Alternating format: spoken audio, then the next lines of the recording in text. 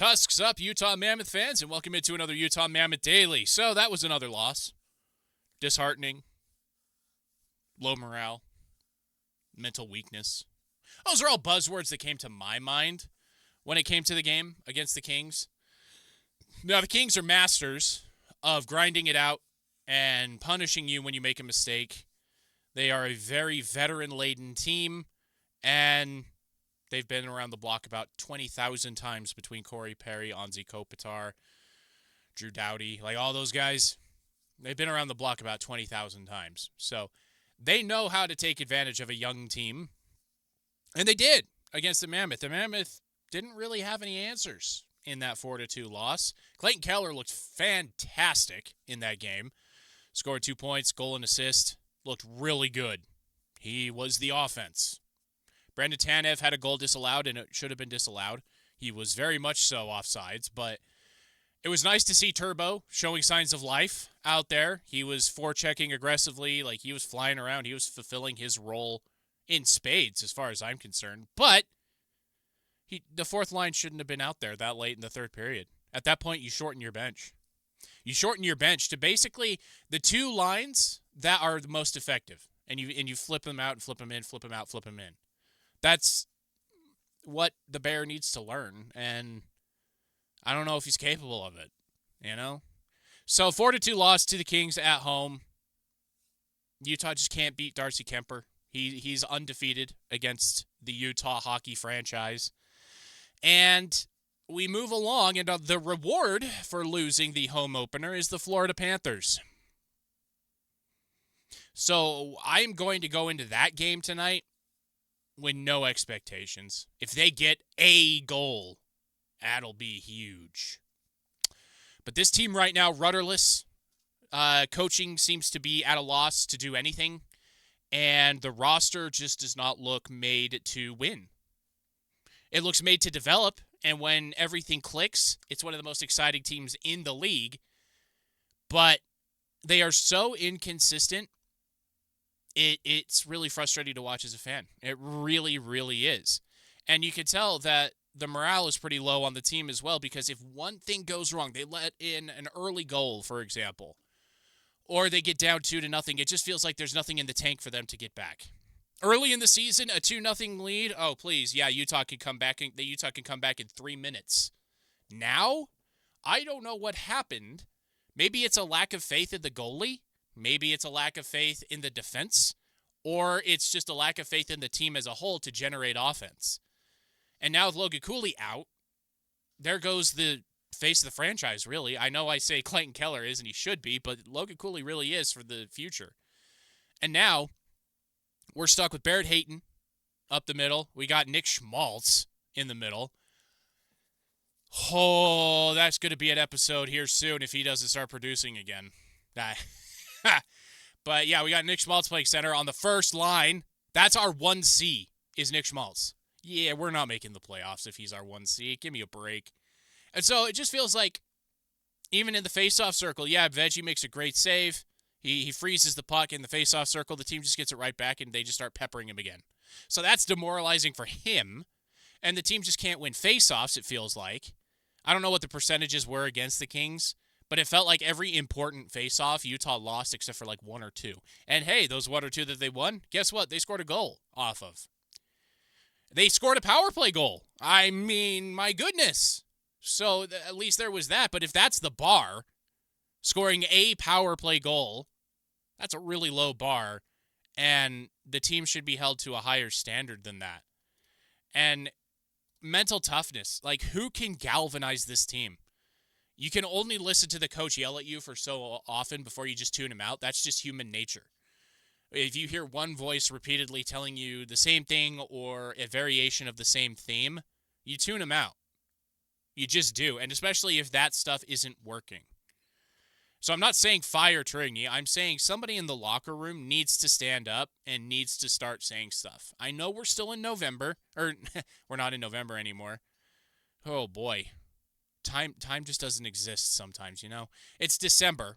We're a couple weeks out, 3 weeks out from the holiday break or holiday freeze, whatever you want to call it. There are some fringe trades being made by teams like the Flyers, but there just needs to be a voice in there. It doesn't have to be the captain, I don't think. Just a voice that's just like, all right, enough. Do we want to win? Do we want to make the sacrifices necessary to win? Or are we here for a paycheck? I mean, Nate Schmidt said this, basically. He said, we need to look ourselves in the mirror. Do you want to win? And it feels like some of these guys just don't. And chief among them, I'm not going to say it today. Not going to say it today, but you could probably guess who my bugaboos are with this team. But that's just what it feels like. It just feels like it's rudderless. It feels like there's nobody on the team that can just pick them up and go, hey, let's go. Like, the best teams have those guys. Kachucks, when they're healthy, have that for their teams. Brad Marchand did that for 20 years in Boston, and now he's doing it in Florida. You know what I mean? So, who's that guy for the Mammoth? I don't think they have that guy. I don't. They've got veterans, sure. They've got veterans with cup and playoff experience, awesome. But those guys weren't leaders of their team when that happened. They were there. They heard the message. They saw what worked. But then translating that and then being that voice is different. I like that Nate Schmidt is saying all this right stuff outwardly. Sergachev is starting to say the same stuff too. But everybody has to feel it. Everybody has to come together. And everybody has to row in the same direction. And it just feels like some of these guys just don't. They just don't. And so now, let me move on to Clayton Keller. With Cooley out, he needs to shoot more. He just needs to be the offense more. Like, his line has proven that J.J. Peterka can score. You get him the puck somewhere, he'll get it on net more often than not. Nick Schmaltz? I mean, it should just be a two-man game at this point between Peterka and Keller, and just use Schmaltz to run interference. Like, that's really where we're at with the first line. Second line, it's all Gunther. Daniil Boot has been a revelation. He crashes the net hard. He gets the puck on the goalie. Like, he does make some mental mistakes, which is to be expected. He's like 19 years old, and he's only played a couple of NHL games. But he's going to be very good. But then, who do you have manning center when Cooley's out there? Barrett Hayton is not the answer. He's proved that time and time again. He's not the answer on anything more than a third line. Third line's great. I love Carcone, McBain, and Krause. Don't touch that line. There's magic on that line. And then the fourth line is doing what it's supposed to do as well. It's just out on the ice at inopportune moments. So that's on coaching.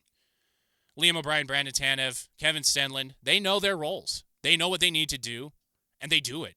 And they do it very well, in my opinion. So, Clay Keller, with Cooley out, I mean, 2 points and your team loses, that's rough. I mean, what more can you do? But I think he just needs to get the puck on net more. He wants to set up his teammates too often. He just needs to shoot more. Just take it on your shoulders. You're talented enough to do it. You're the most talented player on the team. He doesn't have as high of a ceiling as a Cooley, but he is the most talented player on the team. So just do it. Just take the onus on yourself and just take control of the game and go. Think of yourself as Nathan MacKinnon. I'm the Nathan MacKinnon of this team. I'm going to go score. That's what he needs to do.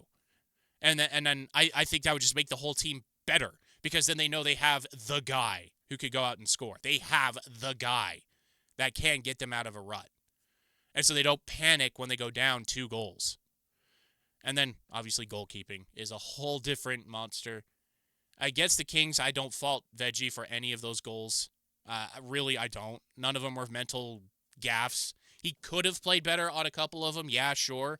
But it wasn't like he just completely whiffed on a save. So he let in 3. That was more than enough to beat the Mammoth. The offense has disappeared. The defense, statistically, is very good. But when you watch the game, not very good. And then the goalkeeping is average at best. And Utah is really good about wasting stellar nights. If you don't agree with me, may I direct your attention to the St. Louis Blues loss, 1-0, and the Calgary Flames loss, basically 1-0 with a goalie in net.